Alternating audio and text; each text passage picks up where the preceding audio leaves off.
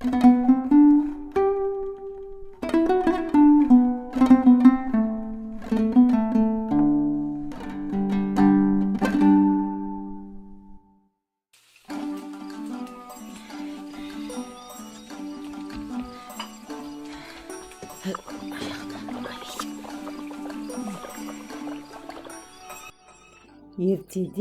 Тарбағатай тауының етегінде шағын қазақ ауылында қарапайым отбасында Жансая атты кестетігер өмірге келіпті.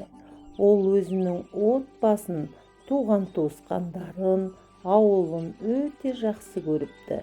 Ата-баба дәстүрін құрметтеп, табиғатты сүйеді екен. Анасына үй шаруасына да көмектеседі. Алайда Жансаяның қиялы ұшқыр, арманы асқақ еді. Болашақта мұғалім болуды көп ойлайтын. 2020 жылы өз ойын жүзеге асыру үшін Арман қала Астанаға педагогикалық колледжге оқуға түседі.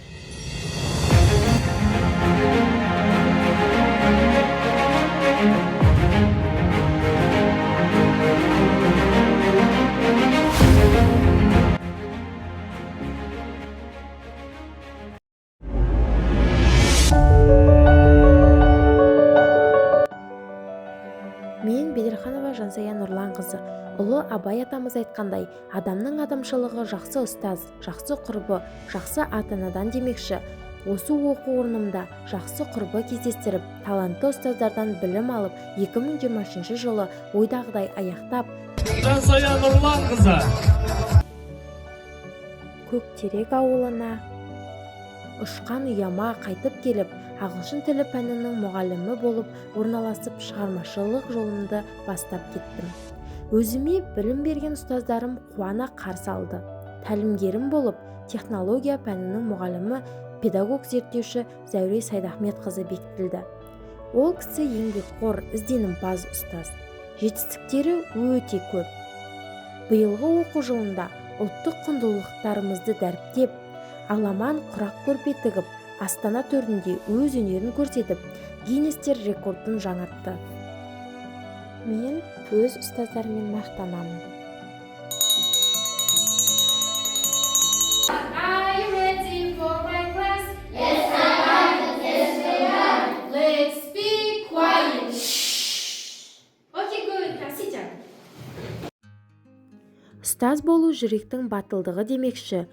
Бұл жолдың күрделі де қызықты екеніне көзім жетіп, әр баланың жүрегіне жол тауып, сапалы білім мен саналы тәрбие беруде аянып қалмау керектігін түсіндім. Сол себепті де өз сабағымда озық технологияларды пайдаланып, сабақты қызықты да тартымды етіп өткізуге тырысамын. Менің ұстаздық еткеніме 1,5 жыл болды. Осы жылы аралығында менің оқушыларым мектепшілік, аудандық және облыстық олимпиадаларға қатысып, 1-ші, 2-ші және 3-ші дәрежелі дипломдар иегері атанды. Мен өзгелерді жетістікке жетелеген сайын, өзім де жетістіктің шыңына өрлей беремін демекші. Мен өзім де осы уақыт аралығында біраз жетістіктерге жеттім. Мұғалім ізденуін тоқтатысымен, мұғалім болудан қалады деп Пушкинский мұғалім үнемі ізденісте болу керектігін айтқан. Сол себепті мен бірнеше біліктілікті арттыру курстарынан өттім. Және Семей қаласында номер 50-ші мектепте өткен жас ұстаз табысқа апарар жол форумына қатыстым. Осы білімді жетілдіру жолында мектеп басшылары үнемі маған қолдау көрсетіп отырады. Сонымен қатар мен қоғамдық жұмыстарға да белсене қатысамын. Оқушы деген қап емес, не болса соны сыйғыза береді. Ол шамшырақ, тек жаға білуге